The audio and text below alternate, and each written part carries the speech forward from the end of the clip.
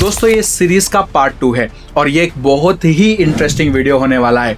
तो इस वीडियो को देखने से पहले आप ये मेक श्योर कर लें कि आपके पास पर्याप्त टाइम है इसको पूरा देखने के लिए, और अगर नहीं तो इस वीडियो को सेव कर लें और जब भी आपके पास टाइम हो तो टाइम निकाल कर इस वीडियो को पूरा देखना, ताकि शैतान आपसे इस सत्य को चुराने ना पाए। आप जानते हैं जब नूह और उसका परिवार जहाज आर्क से बाहर निकला तो सोचिए दुनिया कैसी रही होगी, दुनिया उनके लिए कैसी थी और उनके बाद आने वाली पीढ़ियों के लिए कैसी रही होगी। वे इस नई दुनिया में कैसे जीवित रहे और आगे फिर से सभ्यताएं कैसे शुरू हुई, और क्यों आगे चलकर बाबेल के टावर पर दुनिया फिर से इतनी ज्यादा दुष्ट हो गई। और फिर जानवरों का क्या वे सच में आर्क से निकले थे, और डायनासोर्स या ड्रैगन्स का क्या, क्योंकि हम जानते हैं कि डायनासोर शब्द उस समय था ही नहीं। तो चलिए इस रोचक और अद्भुत वीडियो में आगे बढ़ते हैं। आइए अतीत में वापस लौटते हैं।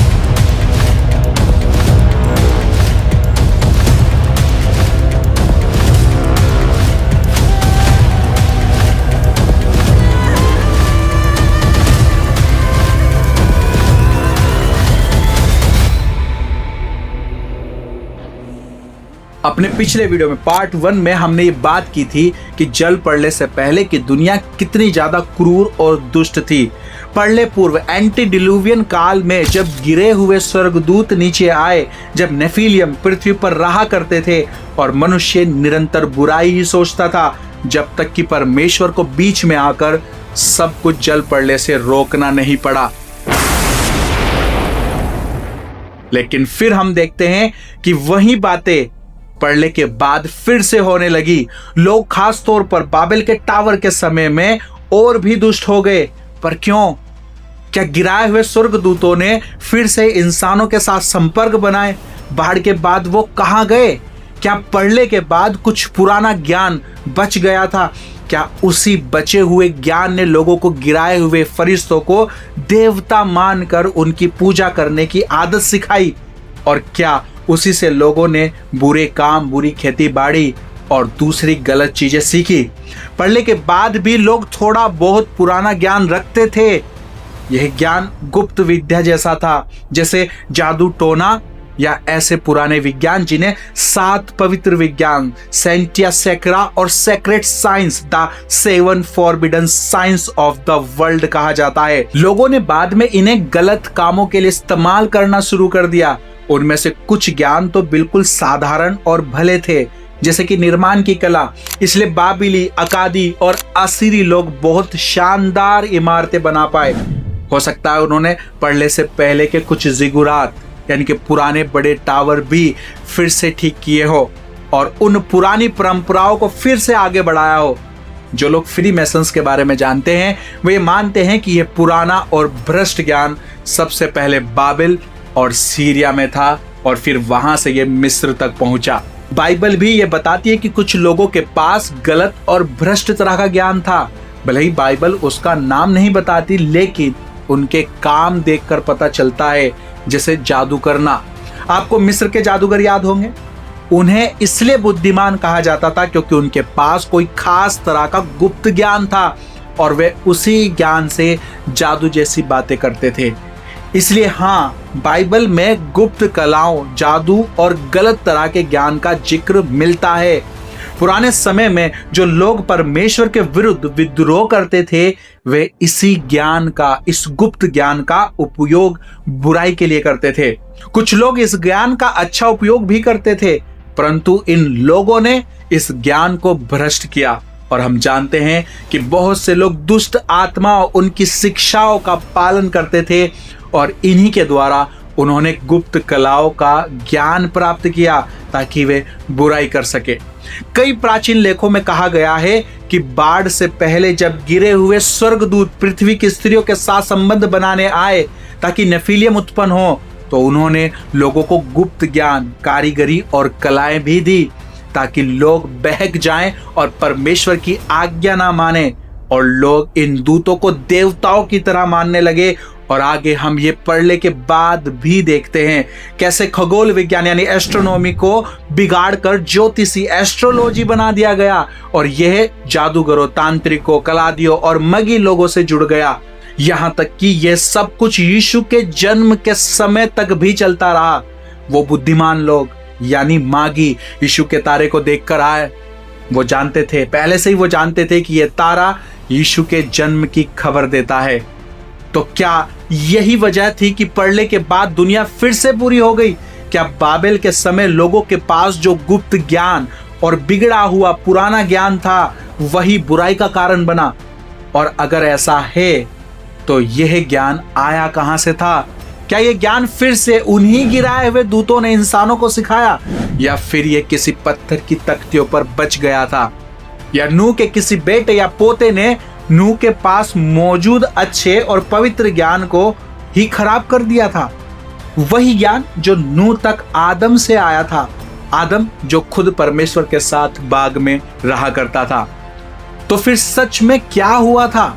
पढ़ने के बाद दुनिया कैसी लगती होगी, इस बारे में जरा सोचिए। जानवरों का क्या वे फिर से धरती पर फैल गए? और डायनासोर जिन्हें 1841 से पहले ड्रैगन्स कहा जाता था, उनका क्या हुआ? सवाल बहुत सारे हैं, तो चलिए शुरुआत से शुरू करते हैं।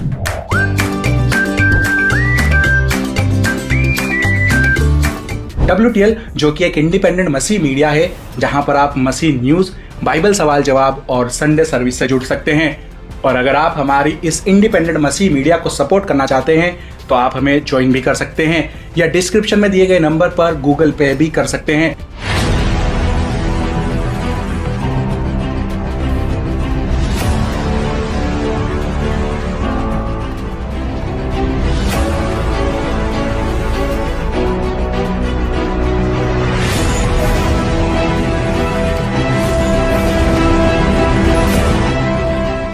सबसे पहले नूह पर ध्यान देते हैं। नूह आदम की 10वीं पीढ़ी में था, जैसा कि उत्पत्ति अध्याय 5 में लिखा है। नूह के बारे में एक खास बात थी जो शायद बहुत सारे लोग नहीं जानते। परमेश्वर की नूह के लिए एक विशेष योजना थी, यहां तक कि उसका नाम नूह भी एक खास अर्थ रखता था। नूह का पिता लेमेक उसके नाम के अर्थ से कुछ जानता था, इसलिए उसने कहा कि नूह उन्हें सांत्वना देगा। संभव है कि नूह दिखने में भी अलग रहा हो। शायद इसी वजह से लेमेक ने उसके बारे में वे भविष्यवाणी कही। हालांकि हम पूरी तरह से पक्का नहीं कह सकते, लेकिन एक अपोक्रिफा की एक पुस्तक है जो बाइबल का हिस्सा तो नहीं है, लेकिन उसमें नूह का बहुत ही दिलचस्प वर्णन लिखा हुआ है। हनोक की पुस्तक के अनुसार उसकी चमड़ी बर्फ जैसी सफेद और गुलाब जैसी लाल थी। उसके सिर के बाल ऊन जैसे सफेद और लंबे थे। उसकी आंखें बहुत ही सुंदर थी, और जब वह आंखें खोलता था तो पूरा घर सूर्य की तरह चमक उठता था। यह विवरण दिलचस्प है, लेकिन ध्यान रखिए कि बाइबल के बाहर की किताबें सिर्फ जानकारी के लिए होती हैं। वे सच भी हो सकती हैं और नहीं भी, लेकिन बाइबल पूरी तरह से विश्वसनीय है। यह परमेश्वर की प्रेरणा से लिखी गई है और इसी पर हम 100% भरोसा कर सकते हैं। दूसरा तिमोथियो अध्याय 3 उसका 16 कहता है, हर एक पवित्र शास्त्र परमेश्वर की प्रेरणा से रचा गया है और उपदेश और समझाने और सुधारने और धर्म की शिक्षा के लिए लाभदायक है। अब हम नूह के नाम का अर्थ जानते हैं, लेकिन क्या आपको पता है कि आदम से लेकर नूह तक जिन जिन लोगों के नाम हैं, अगर आप उन सब के अर्थों को जोड़ दे तो एक पूरा वाक्य, एक सेंटेंस बनता है। और ये वाक्य यीशु मसीह के बारे में एक तरह की भविष्यवाणी जैसा लगता है। यह है उनके नामों के अर्थ। आदम मनुष्य, सेत नियुक्त किया गया, हेनोश मरणशील यानी मरने वाला, किनान दुख, मलालेल धन्य एक, जरेद उत्तर आएगा, हनोक शिक्षा, मतुशेले उसकी मृत्यु लाएगी, लेमेक निराश लोग, और नूह विश्राम या सांत्वना। अब इन सब को आप एक साथ पढ़िए। मनुष्य नियुक्त किया गया मरणशील दुख के लिए, धन्य एक नीचे आएगा शिक्षा देते हुए उसकी मृत्यु निराश लोगों को विश्राम देगी। और यही काम करने के लिए यीशु इस दुनिया में आए थे, हमें आजाद कराने के लिए, ताकि हम परमेश्वर के उस अनंत विश्राम, इटर्नल रेस्ट में प्रवेश कर सके। यीशु के आने से पहले लोग अपने ही जोर से, अपने ही मन से परमेश्वर की व्यवस्था को पूरा करने की कोशिश करते थे, राइट? लेकिन वे कर नहीं पाए। बार बार उन्होंने कोशिश की, फिर भी असफल रहे, क्योंकि पाप उनके ऊपर हावी हो जाता था। हमारे अंदर एक पापी स्वभाव है जो हमें रोकता है, लेकिन तभी यीशु आए और हमारे पापों के लिए वो क्रूस पर मर गए। और अब जो लोग यीशु की ओर देखते हैं और उसे अपना प्रभु और अपना उद्धारकर्ता मानते हैं, वे बचाए जाते हैं। जब परमेश्वर पिता हमें देखते हैं तो वो सीधे हमें नहीं देखते, वो हमें यीशु के द्वारा देखते हैं। वे देखते हैं कि यीशु ने हमारे लिए क्रूस पर क्या किया था, और उसी वजह से परमेश्वर हमें धर्मी ठहराते हैं। लेकिन बस इतना ही नहीं, अगर हम यीशु को अपना मान लेते हैं तो वह हमारे अंदर आकर रहने लगता है। वह हमें एक नई सृष्टि, एक न्यू क्रिएशन बना देता है। हम फिर से आत्मिक रूप से जीवित हो जाते हैं, और अब हमारे पास फिर से वही क्षमता होती है कि हम परमेश्वर के साथ रिश्ते में रह सके, जैसी क्षमता आदम के पास थी पाप के आने से पहले। हमारे अंदर आज भी एक शारीरिक फ्लेशी स्वभाव मौजूद है, लेकिन अब जब हम यीशु को मान लेते हैं तो वह हमें एक नई आत्मिक सृष्टि बना देता है। और बाइबल कहती है कि हम परमेश्वर की सच्ची उपासना तभी कर सकते हैं जब हम आत्मा और सत्य में उसकी आराधना करें, क्योंकि परमेश्वर आत्मा है। ठीक है, अब हम फिर से नूह पर वापस चलते हैं।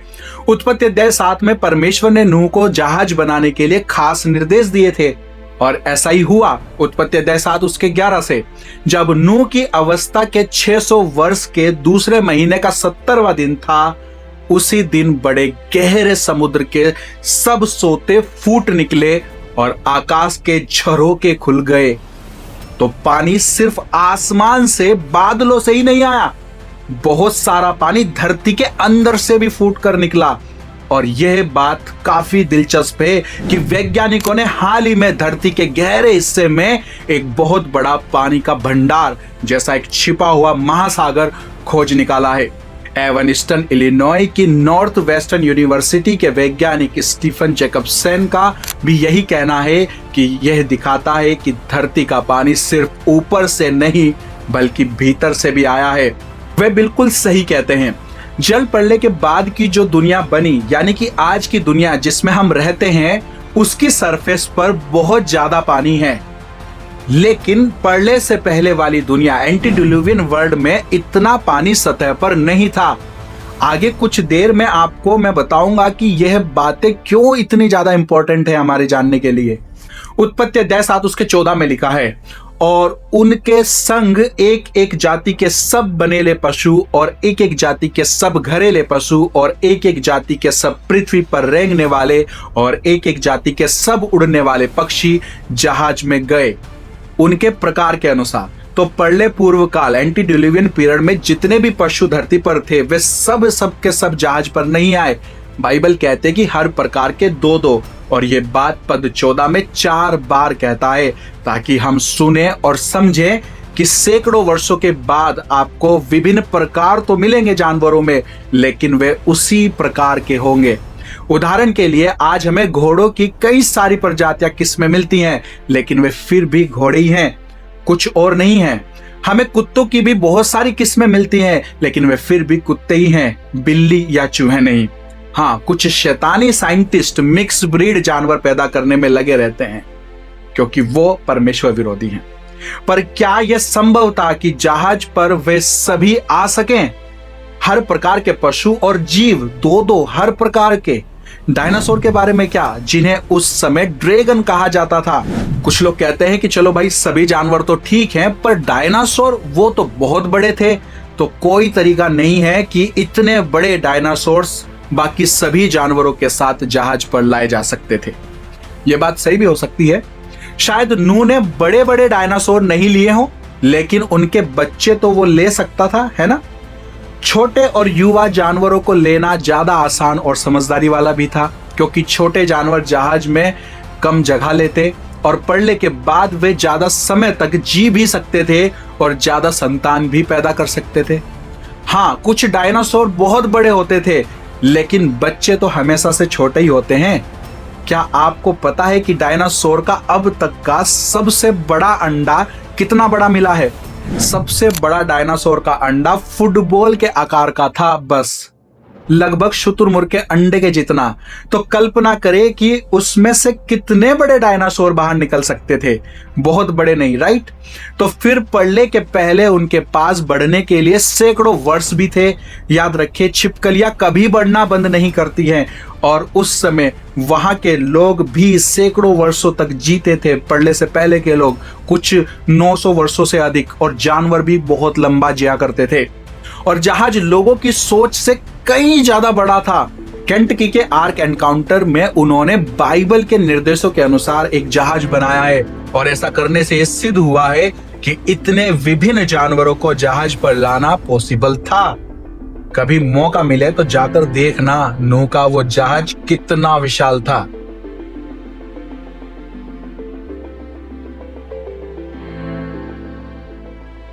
अब सवाल है, मानव जाति फिर से कैसे बच गई? नूह और उनका परिवार कोई वानर या गुफा में रहने वाले लोग नहीं थे। वे ना तो मूर्ख थे और ना ही बंदरों जैसे दिखने वाले थे। वे पूरी तरह से समझदार और बुद्धिमान इंसान थे। उन्हें दोबारा शून्य से शुरू नहीं करना पड़ा। वे घर बनाना जानते थे। आखिर उन्होंने इतना बड़ा जहाज बनाया जो था, तो जाहिर है वे निर्माण करना, बसना और सभ्यता शुरू करना पहले से ही जानते थे। सोचिए, अगर आप उनकी जगह होते तो क्या करते? आप भी नए संसार के लिए तैयारी करते हैं ना? मुझे लगता है कि नूह और उनके परिवार ने भी यही किया था। वे अपने सारे ज्ञान, सारे हुनर, जरूरी चीजें और पढ़ने से पहले की दुनिया की यादें रखते थे। सब कुछ जहाज पर लेकर वे आए थे। वे जानते थे कि लोग पहले कहां कहां रहते थे। समय के साथ वे उन जगहों पर वापस जा सकते थे जहां लोग पहले रहते थे, और देख सकते थे कि पढ़ने के बाद क्या क्या बचा है। जहां जहां संभव था वे वहां की चीजों को फिर से ठीक भी कर सकते थे। और परमेश्वर ने उन्हें यूं ही नहीं कहा कि ठीक है, जाओ और दोबारा पृथ्वी को बसाओ। नहीं, परमेश्वर ने उन्हें आशीर्वाद दिया था ताकि वे फिर से पृथ्वी को भर सके। तो उन्होंने ऐसा ही किया भी। लेकिन दुख की बात यह है कि दुनिया फिर से बुरी और दुष्ट होती गई। पर क्यों? क्योंकि नूह के केवल 3 पुत्र थे, शेम, हाम और यपेत। अब्राहम और इजराइल जाति शेम से आई, और मेरा मानना है कि अधिकतर दुष्ट लोग हाम की वंशावली से आए। हाम, उसके पुत्र थे कुश, मिस्र, पूत और कनान। उत्पत्ति अध्याय 10 उसके 6 के अनुसार।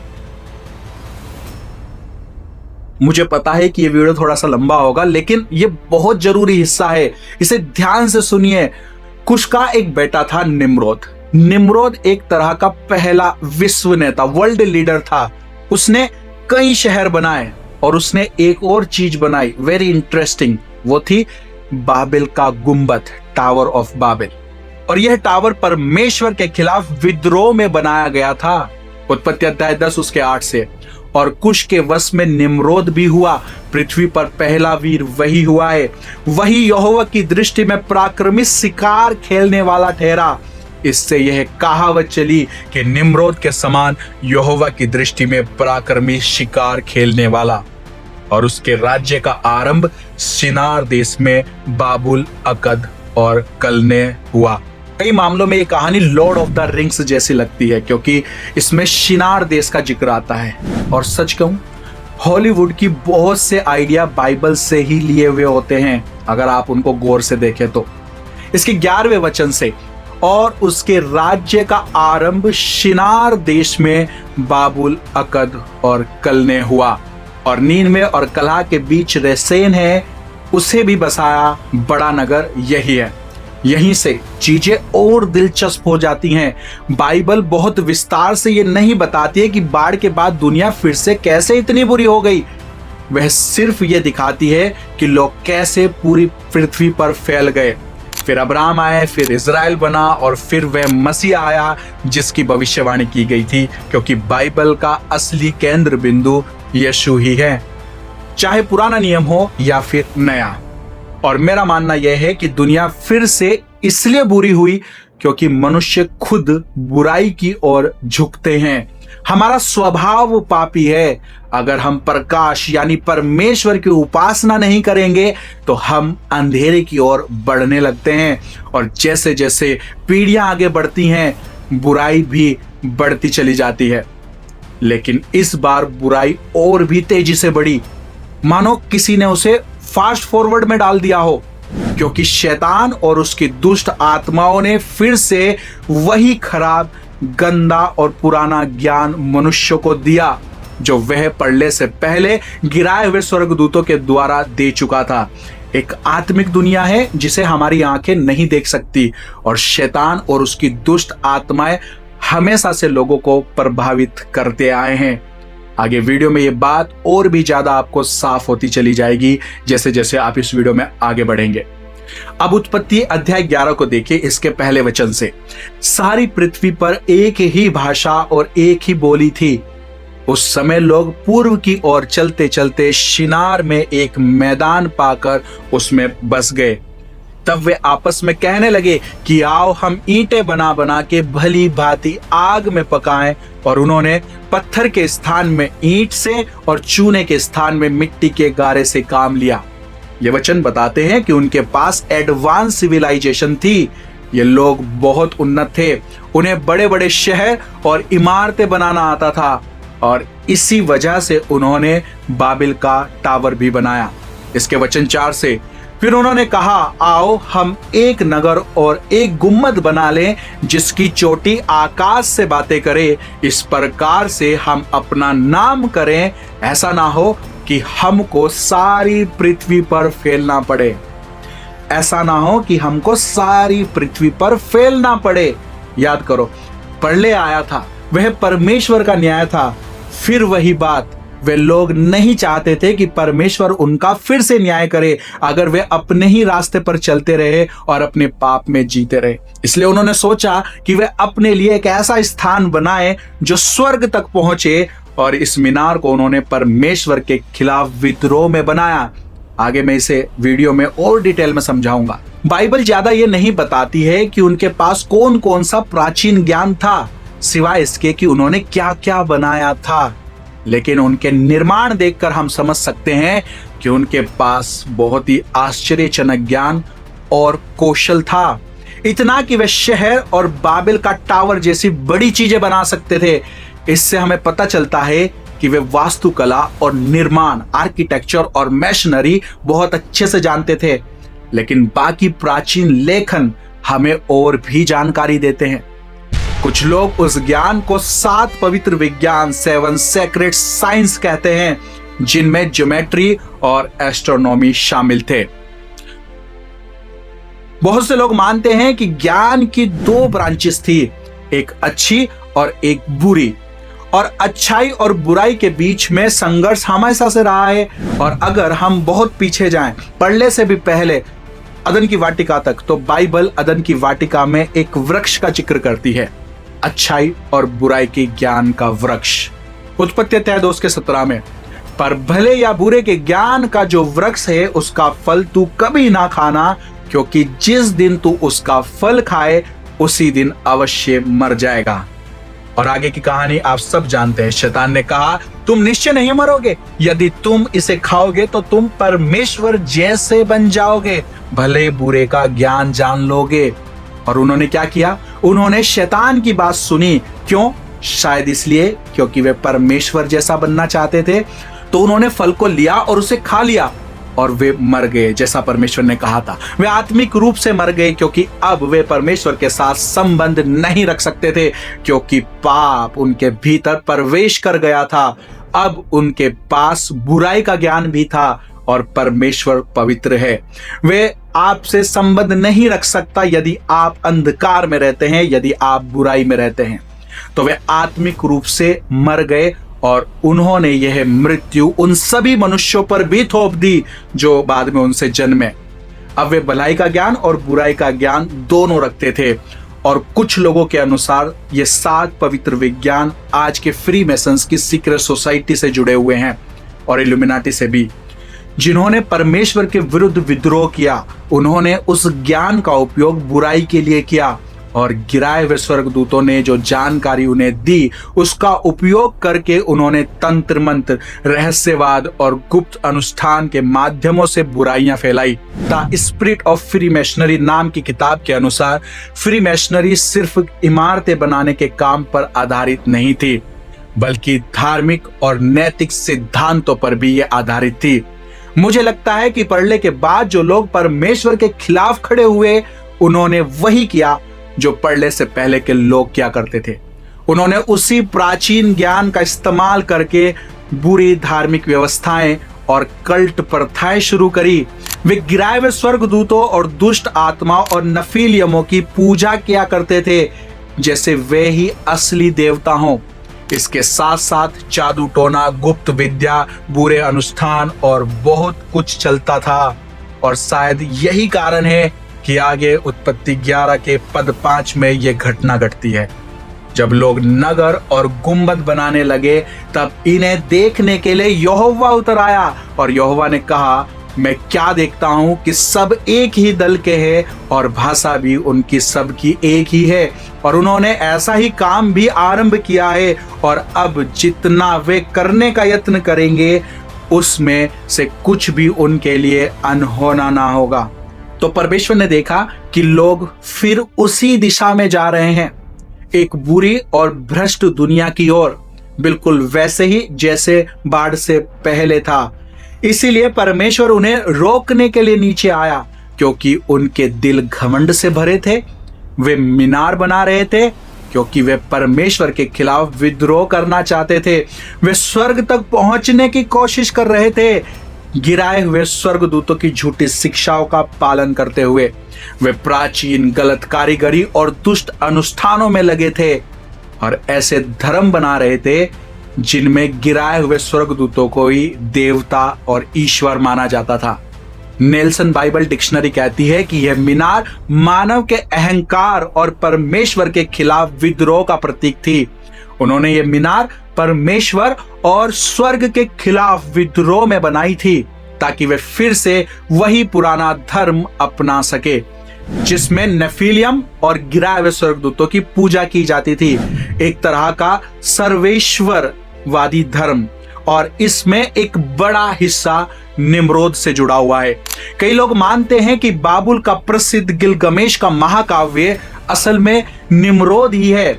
लेखक गैरी वेन अपनी किताब द जेनेसिस 6 कॉन्स्पिरेसी में लिखते हैं कि यह सब उस समय हुआ जब एक तानाशाह निम्रोद ने बलपूर्वक सत्ता को हासिल कर लिया था और पहली सभ्यता का साम्राज्य बनाया। बाबेल का गुंबद इस नए साम्राज्य का सबसे पहला बड़ा प्रोजेक्ट था, और निम्रोद वही पुरानी साजिश आगे बढ़ा रहा था जो उत्पत्ति अध्याय 6 में दिखाई देती है। उसी पुराने ज्ञान का उपयोग करके मिस्र के पिरामिड और सुमेरियन जिगुरात जैसी इमारतें पढ़ने से पहले बनाई गई थी, ताकि पढ़ने पूर्व दुनिया की याद और उसका असर खत्म ना हो। यह किताब सच में पढ़ने लायक है।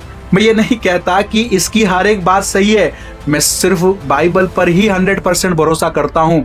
बाकी हर चीज को बाइबल के प्रकाशन में समझना चाहिए। जो कुछ पढ़ो उस पर तुरंत विश्वास मत कर लो, लेकिन जो सही है उसे ऐसे ही फेंक भी मत दो। ये बहुत जरूरी बात है।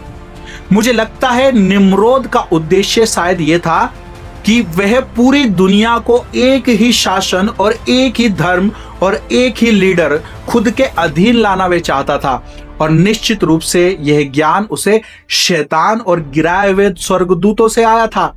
बहुत जगह पर एक शख्स हरमीस का भी जिक्र आता है, और मुझे विश्वास है कि यह सब सिर्फ एक ही कारण से हुआ, परमेश्वर के खिलाफ विद्रोह करने के लिए, लोगों को उससे दूर ले जाने के लिए।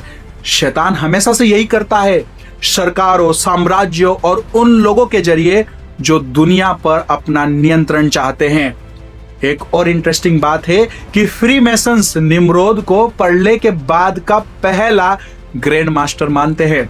सोचो, परमेश्वर जानता था कि दुनिया फिर से बुराई में जा रही है। विद्रोह, हिंसा, सेक्सुअल पाप, भ्रष्टाचार, सब कुछ नए संसार, न्यू वर्ल्ड ऑर्डर के नाम पर। क्या आज की दुनिया भी ऐसी नहीं लगती है? अगर आप अपनी आंखें खोल कर देखें तो दुनिया को अगर आप देखेंगे तो वही कहानी दोहराई जा रही है, पढ़ने से पहले की, पढ़ने के बाद की, और इतिहास में और आज भी। और आज हम पहले से कहीं ज्यादा उस मोड़ पर फिर से आकर खड़े हो गए हैं। आज भी दुनिया में गुप्त समाज हैं, सीक्रेट सोसाइटीज मौजूद हैं। मैं इस बारे में ज्यादा डिटेल में नहीं जाऊंगा क्योंकि YouTube इस वीडियो को डिलीट कर सकता है। ज्यादा इल्यूमिनाटी के बारे में अगर बताया तो YouTube पॉलिसीज लगा देता है, पर जितना बताया जा सकता है वो मैंने इस वाली वीडियो में बताया हुआ है। लिंक नीचे आपको डिस्क्रिप्शन में मिल जाएगा इल्यूमिनाटी के बारे में। इस सीक्रेट सोसाइटी का लक्ष्य आज भी वही है, एक ही दुनिया, एक ही सरकार और एक ही धर्म, जहां वे तय करेंगे कि तुम्हें क्या सोचना है, तुम क्या करो और कैसे जियो। जब निम्रोद ने वही काम शुरू किया था और जब परमेश्वर ने देखा कि बाबेल की मीनार के जरिए यह पूरा सिस्टम कहां जा रहा है, तो परमेश्वर ने इसे रोक दिया। उत्पत्ति अध्याय 11 उसके 6 में। और यहोवा ने कहा, मैं क्या देखता हूं कि सब एक ही दल के हैं और भाषा भी उन सब की एक ही है, और उन्होंने ऐसा ही काम भी आरंभ किया है, और अब जितना वे करने का यत्न करेंगे उसमें से कुछ उनके लिए अनहोना ना होगा। मेरे हिसाब से यह सिर्फ एक टावर का सवाल नहीं था। दुनिया में वक्त के साथ साथ बुराई फैल रही थी। एक फिल्म है साउंड ऑफ फ्रीडम, जिसमें यह दिखाया गया है कि आज भी लाखों इंसान बेचे जाते, उनकी तस्करी की जाती है। यह एक 150 बिलियन डॉलर की इंडस्ट्री है, और यह तो सिर्फ उस बुराई का एक छोटा सा हिस्सा है जो दुनिया में हो रही है। उसी तरह पुरानी दुनिया में भी बुराई फैल रही थी, इसलिए परमेश्वर ने बाबेल की मीनार को रोक दिया, जैसा उसने पढ़ने के समय में बुराई को रोका था। कुछ लोग कहते हैं कि अगर कहीं पे सच्चा परमेश्वर है तो संसार में इतनी बुराइयां क्यों हो रही हैं, वो इन बुराइयों को रोकता क्यों नहीं है? वो रोकता है, उसने रोका है। बाढ़ से पहले भी उसने रोका, निम्रोद के समय में रोका, इन 7 महाराज्यों में इतिहास में उसने रोका, और आज भी रोकता है। लेकिन पता क्या है, जब वो इन चीजों को रोकता है तो कुछ लोग कहते हैं, अरे वो बड़ा तानाशाही, बड़ा क्रूर ईश्वर है। नहीं, उसने अपना एक लौता पुत्र दे दिया जो शांति का राजकुमार है, और अब उसने दुनिया को उसके हाल पर, उसकी मर्जी पर छोड़ दिया है, ताकि उस बड़े न्याय के दिन के लिए वो सबका न्याय कर सके। उत्पत्ति अध्याय 11 उसके 7 से। इसलिए आओ हम उतर के उनकी भाषा में गड़बड़ी डालें कि वे एक दूसरे की बोली को ना समझ सके। इस प्रकार यहोवा ने उनको वहां से सारी पृथ्वी के ऊपर फैला दिया, और उन्होंने उस नगर का बनाना फिर छोड़ दिया। इस कारण उस नगर को नाम बाबुल दिया गया, क्योंकि सारी पृथ्वी की भाषा में जो गड़बड़ी है सो यहोवा ने वहीं पर डाली, और वहीं से यहोवा ने मनुष्यों को सारी पृथ्वी के ऊपर फैला दिया। यहूदी इतिहासकार जोसेफस लिखते हैं कि लोगों ने वो बाबिल की मीनार इसलिए बनाई थी ताकि अगर परमेश्वर फिर से पृथ्वी पर बाढ़ लेकर आए तो वे उस मीनार में शरण ले सके। लेकिन हमें पता है कि परमेश्वर ने वादा किया था कि वे फिर कभी इस धरती को प्रलय से, पानी से या बाढ़ से नष्ट नहीं करेंगे, और उस वादे का चिन्ह है इंद्रधनुष। आज भी जब हम बारिश के बाद आसमान को खुलता हुआ देखते हैं, हम उस इंद्रधनुष को देखते हैं। वही प्रमाण है कि परमेश्वर अपने वादे को नहीं बदलता। लेकिन समय के साथ साथ लोगों ने उसकी असली पहचान भी बदल दी। आज LGBTQ समुदाय भी इस इंद्रधनुष के चिन्ह का इस्तेमाल करता है, पर उनका डिजाइन अलग है। उनके रेनबो में 6 रंग होते हैं, पुराने डिजाइन में 8 रंग थे, लेकिन परमेश्वर का असली इंद्रधनुष 7 रंगों का है, जो प्रकृति में दिखाई देता है और उसके वादे की सच्ची गवाही देता है। जोसेफस के अनुसार मीनार बनाने का दूसरा कारण था कि वो निम्रोद स्वर्ग में चढ़कर परमेश्वर को मार सके। ये सुनने में अजीब लगता है, पर यह भी एक कारण था ताकि वे स्वयं मनुष्यों का बदला ले सके, उस दुनिया के लोगों का बदला जो प्रलय से पहले नष्ट हुई थी। वह उस परमेश्वर को मार गिराना चाहता था जिसने नूह के समय महाप्रलय लाई थी। मानो यदि परमेश्वर फिर से पृथ्वी पर न्याय करे तो वह उससे पहले ही उसे मार डाले। आप अलग अलग संस्कृतियों में उस काल की अलग अलग कहानियां सुनेंगे, पढ़ने से पहले, पढ़ने के समय और उसके बाद की। नाम अलग अलग हो सकते हैं लेकिन मूल लोग वही हैं, कहानियां भी वही हैं और मैसेज भी समान है। कुछ हिब्रू परंपराओं में यह भी कहा गया है कि निम्रोद ने ऐसे ऐसे समारोह किए जिनमें उसने आकाश की ओर तीर चलाए, मानो वह परमेश्वर पर प्रहार कर रहा हो। एक एज़टेक कथा कहती है कि टिटिकाना नामक प्रसिद्ध जिगुरात दैत्यों द्वारा बनाया गया ताकि मनुष्य देवताओं में बदल सके। एक अन्य कथा कहती है कि ये जिगुरात दैत्य पुरुषों द्वारा बनाए गए, जिसके बाद ही मनुष्यों को तितर बितर होना पड़ा। याद करो, उस समय नेफिलियम मौजूद थे, जैसे मैंने अपनी पिछली वीडियो में आपको बताया था। और यह जिगुरात बाबेल की मीनार के जैसा ही लगता है।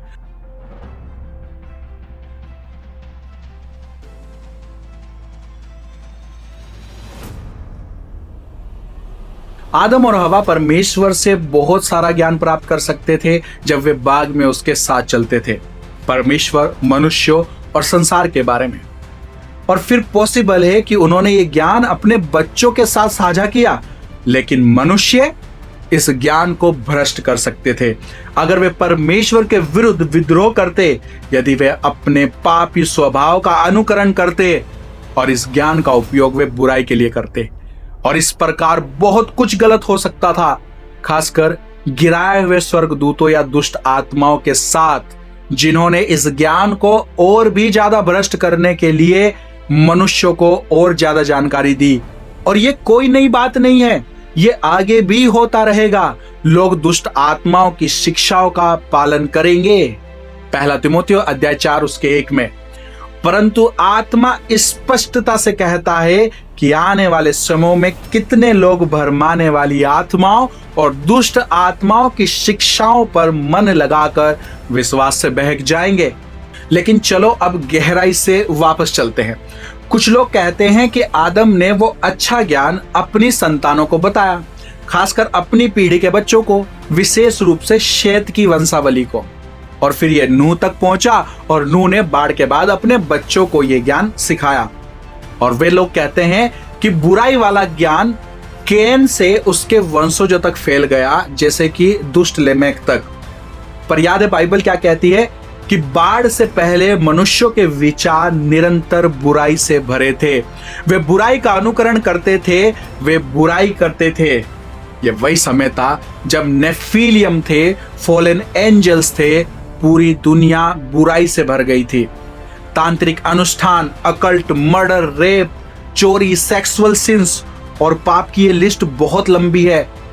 अब ये आत्मिक बुराई वाला समय शायद उस समय आया जब गिराए हुए स्वर्गदूत पृथ्वी पर आए और उनके द्वारा आधे मानव और आधे स्वर्गदूत वाली संतानें नेफिलियम पैदा हुई, क्योंकि तुरंत इसकी अगले आयत में ये लिखा है, उत्पत्ति अध्याय 6 उसके 5। और यहोवा ने देखा कि मनुष्यों की बुराई पृथ्वी पर बढ़ गई है और उनके मन के विचार में जो कुछ उत्पन्न होता है सो निरंतर बुराई होता है। कुछ स्रोतों के अनुसार दुष्ट लेमेक, जो कैन की वंशावली से था, उसने इन प्राचीन भ्रष्ट ज्ञानों को 2 स्तंभों पर लिखवाया ताकि बाढ़ के बाद भी लोग यह जानकारी हासिल कर सके और यह उनके मार्गदर्शन के लिए रहे। पहला स्तंभ लेटराइट ईंटों से बनाया गया था ताकि वह डूब ना सके। दूसरा स्तंभ मार्बल से बनाया गया था ताकि वह जल ना सके। कहा जाता है कि पहला स्तंभ लेटराइट वाला 7 भ्रष्ट पवित्र विज्ञानों, 7 करप्ट सेक्रेट साइंस को समेटे हुए था और दूसरा मार्बल वाला स्तंभ हनोक की 9 गुफाओं के स्थान और निर्देश समेटे हुए था। कुछ लोग कहते हैं कि यह स्तंभ मिस्र के पिरामिड के तले के पास दफन था।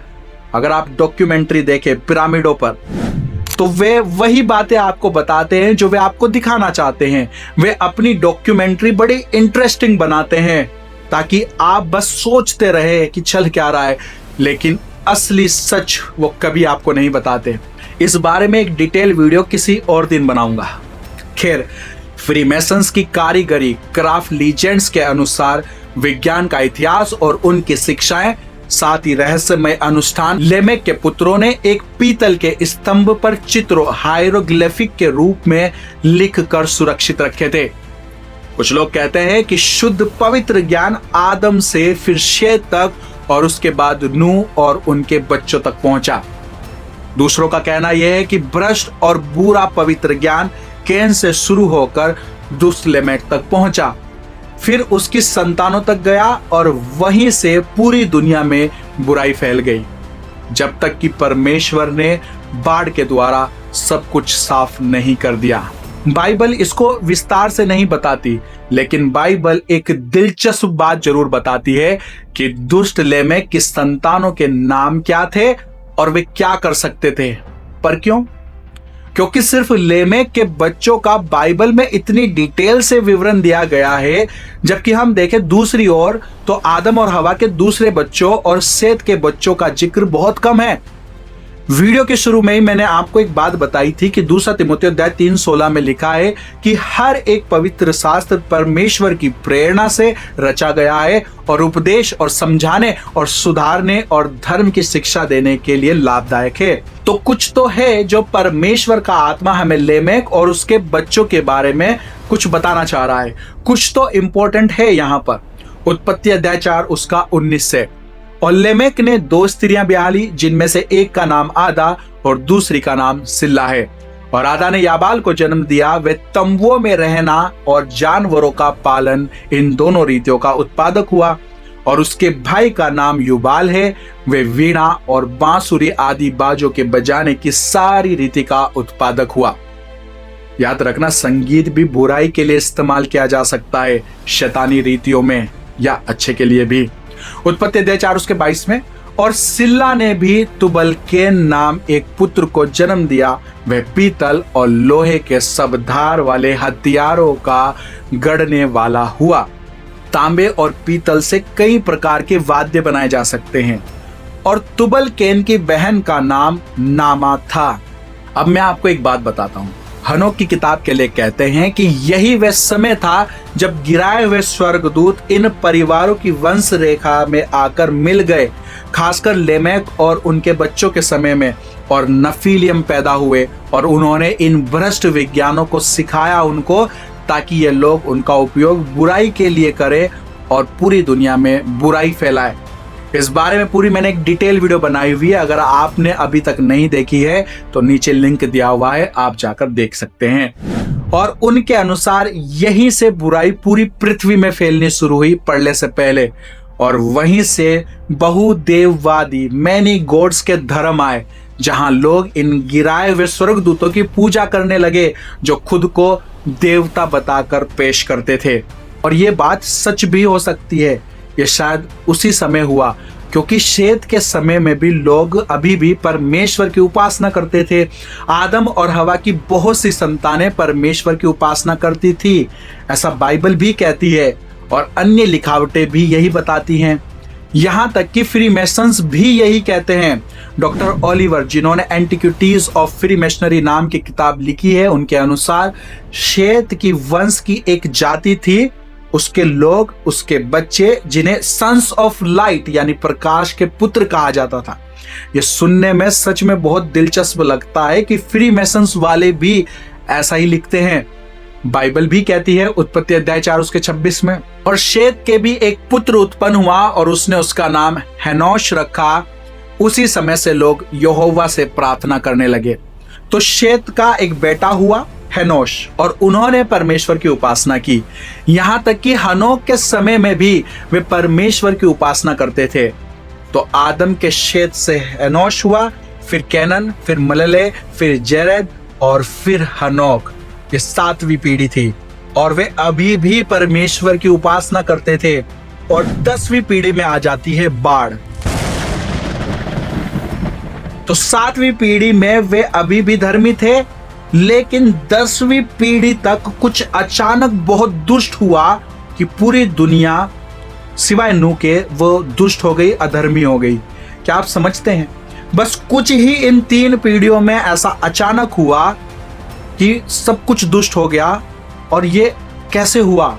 बाइबल ये नहीं बताती, इसलिए मैं ये नहीं कह सकता कि 100% सही है, लेकिन अन्य प्राचीन ग्रंथ बताते हैं, जैसे जोसेफस और अपोक्रिफा की पुस्तकें कहती हैं कि गिराए हुए स्वर्गदूत, जिन्हें वोचर्स कहते हैं, जिनका नेता अज़ाज़ेल था, और उनकी मिश्रित नफीली संतानों को लोग इन्हीं 3 पीढ़ियों में देवताओं की तरह पूजने लगे, परमेश्वर को चिढ़ाने के लिए, खासकर कैन की वंशावली के लोग। तो अब जो कुछ भी मैं आपको बताने जा रहा हूं वे इन प्राचीन ग्रंथों में मिलता है, और वे कहते हैं कि गिराए हुए स्वर्गदूतों ने मनुष्य को भ्रष्ट विज्ञान सिखाए, अच्छे विज्ञान को मोड़कर बुराई में बदल दिया, और उन्होंने अन्य दुष्ट चीजें भी इंसानों को सिखाए, जैसे 7वां विज्ञान खगोल शास्त्र, जो बाद में ज्योतिषी बना दिया गया और बुराई के लिए उसका उपयोग किया गया। इन शॉर्ट, एक शुद्ध अच्छे ज्ञान की ब्रांच थी और दूसरी बुराई की। एक परमेश्वर से थी और दूसरी गिराए हुए स्वर्गदूतों की सहायता से भ्रष्ट की गई। आदम ने जो चीजें सीखी वो परमेश्वर से सीधी सीखी अदन की वाटिका में। फिर उनके कैन और हाबिल हुए, जिन्हें उसने शायद बहुत कुछ सिखाया। फॉर एग्जाम्पल, दोनों खेती जानते थे, कैन पौधों की खेती और हाबिल पशुओं की देखभाल। लेकिन कैन ने हाबिल को मार दिया और ज्ञान को लेकर वे पूर्व में भाग गया और उसने शहर बसाए। निर्माण कला का उसने शुरुआत करी, कृषि के साथ साथ वास्तुकला का ज्ञान भी उसके पास था। उस समय आदम और हवा के और कई अन्य बेटे बेटियां उत्पन्न हुए। बाइबल नहीं बताती कितने, लेकिन जोसेफस कहते हैं कि आदम और हवा के 33 बेटे और 23 बेटियां थी। अब शेत और कैन पर ध्यान दें। कैन अपनी सारी जानकारी को लेकर पूर्व में भाग गया और उसे उसने बुराई के लिए उपयोग किया। शेत ने धर्म पूर्वक जीवन जिया और ज्ञान का अच्छे के लिए उपयोग किया। अपोक्रिफा, जोसेफस और अन्य लिखावटें बताती हैं कि कैन की संतान ने इस ज्ञान को गिराए हुए स्वर्गदूतों की मदद से भ्रष्ट किया, अनुष्ठान किए, पाप फैलाए, यहाँ तक कि परमेश्वर को इसे रोकने के लिए बाढ़ भेजनी पड़ी। पर बाढ़ से पहले उन्होंने 7 भ्रष्ट विज्ञानों को स्तंभों और चित्रलिपियों पर लिख दिया था, ताकि बाढ़ के बाद लोग फिर से वही बुराई कर सके। बाढ़ के बाद शैतान अभी भी था, दुष्ट आत्माएं अभी भी थी, जैसे वो आज भी हैं। तो उन्होंने फिर से लोगों के पापी स्वभाव को उकसाया, ताकि वे परमेश्वर से मुड़कर नकली देवताओं, बुरी जानकारी, प्राचीन भटके हुए ज्ञान की ओर फिर से लौट जाएं। अब और गहराई में चलते हैं। अब मैं और भी इंटरेस्टिंग और सीरियस बातें बताने जा रहा हूं, तो थोड़ा सा फोकस होकर ध्यान लगाकर सुनो। मुझे नहीं पता इनमें से कितना 100% सच है, लेकिन ये इतिहास में लिखा हुआ है, तो इसमें से बहुत कुछ सच भी हो सकता है। बाढ़ के बाद एक व्यक्ति जिसका नाम हर्मीस था, जिसे बाद में थोथ कहा गया, मिस्र का ज्ञान का देवता कहलाया। वे हाम, नूह का पुत्र, के साथ मिस्र गया और वहां उसे वही प्राचीन भ्रष्ट ज्ञान मिला। हर्मीस ने इन चित्रलिपियों को डिकोड किया और वह ज्ञान उसने निम्रोद को दे दिया। इसलिए मिस्र इतनी जल्दी से साम्राज्य बन गया और इसी कारण निम्रोद भी इतना शक्तिशाली बना। कुछ लेखक कहते हैं कि अब्राहम ने मिस्रियों को ज्योतिषी का ज्ञान बताया। जोसेफस कहते हैं कि अब्राहम ने गणित और खगोल शास्त्र के चिन्ह सिखाए। यूपोलेमस कहते हैं कि अब्राहम ने मिस्र जाने से पहले एस्ट्रोलॉजी का आविष्कार किया। मुझे ऐसा बिल्कुल नहीं लगता। और फिलो ये कहते हैं कि अब्राहम ने गणित और खगोल का अध्ययन किया। क्या ये सच हो सकता है? पता नहीं, लेकिन पॉसिबल है कि अब्राहम अपने वंश के कारण अच्छी शिक्षा रखते थे। याद करो, शेम 400 वर्ष बाढ़ के बाद भी जिए और अब्राहम शेम के पड़ पौधे अरफक्षद के 992 साल बाद पैदा हुए। तो संभव है कि शेम जीवित थे जब अब्राहम युवा थे। तो अब्राहम ने उनसे बहुत कुछ सीखा होगा। अब्राहम, या उस समय जैसे उन्हें अब्राम कहा जाता था, उससे पहले कि परमेश्वर ने उन्हें बुलाया, एक बहुत महत्वपूर्ण व्यक्ति थे, खासकर आज के समय में क्रिश्चियंस के लिए, मुसलमानों के लिए और यहूदी लोगों के लिए। पर एक बात जो लोग भूल जाते हैं वह यह है कि अब्राम ने शुरू में परमेश्वर की उपासना नहीं की। यहोशू अध्याय 24:2 में लिखा है, तब यहोशू ने उन सब लोगों से कहा कि इज़राइल का परमेश्वर यहोवा इस प्रकार कहता है कि प्राचीन काल में इब्राहिम और नाहोर का पिता तेरा आदि तुम्हारे पुरखा परात महानद के उस पार रहते हुए दूसरे देवताओं की उपासना करते थे। हाँ, वे अन्य देवताओं की पूजा क्या करते थे? अब्राहम उर ऑफ द चेलिडियंस में रहा करता था, जो आज का इराक है। वहां मून गॉड चंद्र देव की पूजा होती थी। ये वही बहुदेववाद था, वही दुष्ट आत्माओं की पूजा। यही वे धर्म था जो बाढ़ से पहले भी था। फिर उत्पत्ति 12 में अब्राहम जब 75 साल का था, तब परमेश्वर ने उसे बुला लिया। यहोवा ने अब्राहम से कहा, अपने देश और अपनी जन्मभूमि और अपने पिता के घर को छोड़कर उस देश में चला जा जो मैं तुझे दिखाऊंगा, और मैं तुझसे एक बड़ी जाति बनाऊंगा और तुझे आशीष दूंगा और तेरा नाम बड़ा करूंगा और तू आशीष का मूल होगा। और फिर अब्राहम परमेश्वर का अनुसरण करने लगे। उन्होंने यहोवा को सर्वोच्च गॉड कहा। उत्पत्ति अध्याय 14 उसके 22 में अब्राहम ने सदोम के राजा से कहा, परम प्रधान ईश्वर यहोवा जो आकाश और पृथ्वी का अधिकारी है। तो अब्राहम का परिवार परमेश्वर का अनुकरण करने लगा, लेकिन अन्य राष्ट्र अभी भी नकली देवताओं की पूजा कर रहे थे, जो प्राचीन भ्रष्ट ज्ञान का हिस्सा थे। गैरी वैन के अनुसार मिस्र से जो भ्रष्ट धार्मिक ज्ञान शुरू हुआ था, उसे लोगों ने नए धार्मिक रंग में डालकर यूनानी, रोमन्स और पूरे भूमध्य सागर के दूसरे मूर्ति पूजक राष्ट्रों तक पहुंचा दिया। ज्यादातर धार्मिक मान्यताएं निम्रोद और हर्मीस के जरिए दुनिया में फैली। हर्मीस बाद में एक पुरोहित भी बन गया था और कुछ लोगों के लिए एक देवता भी। याद करो, थोड़ी देर पहले ही मैंने कहा था कि हर्मीस को मिस्र में थोत कहा जाता था। ये वही व्यक्ति है, बस अलग अलग संस्कृतियों में नाम बदल गया है। यूनान में हर्मीस को संदेशों के देवता, हाई प्रीस्ट के रूप में माना गया। निम्रोद बन गया ईश्वर और हम्रीस बन गया उसका पुरोहित, हाई प्रीस्ट। बाढ़ से पहले जो पुराना धर्म था, वही धर्म बाढ़ के बाद फिर से शुरू किया गया। आगे चलकर मिस्र के दो प्रमुख देवता ओसिरिस और आइसिस को आदर्श मानकर, ओसिरिस सबसे प्रसिद्ध था, यूनानियों ने उसे बेकस कहा। एशिया माइनर के लोगों ने उसे पैनोसिस या अपोलो कहा। भारत में उसे डायोनाइसिस या बलाराम कहा गया। रोम में उसे लाइबर कहा गया और अरब में एडोनिस।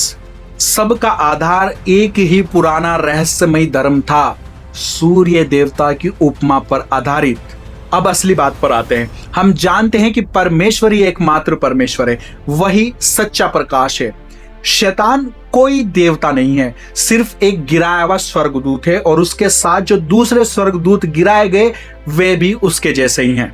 उसके पास कुछ शक्तियां हैं, लेकिन वे परमेश्वर नहीं है। लेकिन लूसीफर वो ईर्ष्यालु है, वह चाहता है कि लोग उसे ही परमेश्वर समझे, इसलिए वे खुद को प्रकाश दिखाने की कोशिश करता है। और इस दुनिया में प्रकाश का सबसे बड़ा प्रतीक क्या है? सूरज। तो ये सारे अलग अलग देवता और नाम, ये सब सूर्य के ही प्रतीक हैं। असल में यह शैतान की एक नकल है, वो जो खुद को प्रकाश कहता है। 2 कुरिन्थियों अध्याय 11 उसका 14। और ये कोई अचंभे की बात नहीं, क्योंकि शैतान आप भी ज्योतिर्मय स्वर्गदूत का रूप धारण करता है।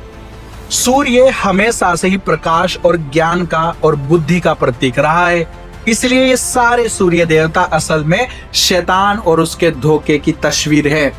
यह उसी समय से शुरू हुआ था जब शैतान ने आदम और हवा को बगीचे में धोखा दिया और उन्हें फल खाने के लिए कहा, उकसाया, ताकि वे ज्ञान पा सके। यही शैतान करता रहा है, यही उसकी योजना है, और आज तक ये योजना उसकी जारी है। फ्रीमेसन्स आज भी उसी प्रकाश देने वाले देवता को मानते हैं। अब $1 के नोट पर देखो, पिरामिड के ऊपर वाली आंख, वे मेशनरी के 33 लेवल को दिखाता है। 33 लेवलों तक जो पहुंचते हैं उन्हें अंतिम ज्ञान मिलता है। ऊपर सूर्य चमक रहा है, ज्ञान और समझ देने के प्रतीक के रूप में। और यह सब किसकी तरफ इशारा करता है? शैतान की तरफ। और अगर आप आज की दुनिया को थोड़ा ध्यान से देखोगे तो समझ जाओगे कि राजनीति, banking system, corporations, entertainment industries, कितना कुछ इन्हीं सब से जुड़ा हुआ है। और इस सब की जड़ कहां जाती है? निम्रोद तक, जो दुनिया पर शासन करना चाहता था। और निम्रोद द एंटी क्राइस्ट से कैसे जुड़ा हुआ है, हमने 3 पार्ट की सीरीज बनाई हुई है, आप जाकर देख सकते हैं। और फिर वहां से ये पढ़ले पूर्व दुनिया तक चला जाता है। नाइट टेम्पलार्स, फ्रीमेसन्स और सीक्रेट सोसाइटीज, ये सब तो बस इस आइसबर्ग का ऊपरी हिस्सा मात्र है। सच्चाई इससे कहीं ज्यादा बड़ी है। मैंने आपको सिर्फ एक छोटा सा इतिहास और सारांश दिया है कि यह सब कैसे शुरू हुआ और अब कहां तक पहुंचता है। और सच कहूं तो पिछले 300 साल में अब इतनी ज्यादा जानकारी मौजूद है कि एक वीडियो में बता पाना पॉसिबल नहीं है। कम से कम जानकारी रखने की कोशिश में भी ये वीडियो इतनी लंबी हो गई है। अगर आप इन सब के बारे में और डीप जानना चाहते हैं तो बस एक ही तरीका है, आप WTL के साथ जुड़े रहिए, इसको सब्सक्राइब कर ले और कमेंट में हमें बताइए कि आपको ये वीडियो कैसी लगी। हम आपके सारे कमेंट्स पढ़ते हैं। इस वीडियो को लाइक करें और जितना ज्यादा हो सके इसे लोगों तक शेयर जरूर से करें।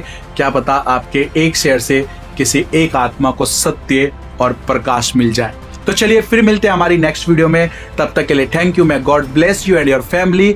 Stay tune, stay blessed. एक और बात जो मैं आपके साथ शेयर करना चाहता हूं कि हमारे जैसे क्रिश्चियन न्यूज चैनल्स पर यूट्यूब कई सारी वीडियोस का एड्स रिवेन्यू लिमिटेड कर देता है। मतलब कि एड से कोई खास इनकम नहीं हो पाती है, इतनी भी नहीं कि एक्सपेंसेस भी निकाले जा सके, और स्पॉन्सर्स वो हम जैसे चैनल्स को मिलते नहीं है। तो अगर आप चाहते हैं कि हम इसी तरह से वीडियोस को रेगुलर ईमानदारी से बना सकें तो हमें आप मसीह भाई बहनों की सपोर्ट की ज़रूरत है। अगर आप हमारे इंडिपेंडेंट मसीह मीडिया को सपोर्ट करना चाहते हैं और आप भी हमारे साथ इस सेविकाई में थोड़ा बहुत बोना चाहते हैं तो आप हमें ज्वाइन भी कर सकते हैं या डिस्क्रिप्शन में दिए गए नंबर पर गूगल पे भी कर सकते हैं। Thank you. May God bless you and your family. Stay tune, stay blessed.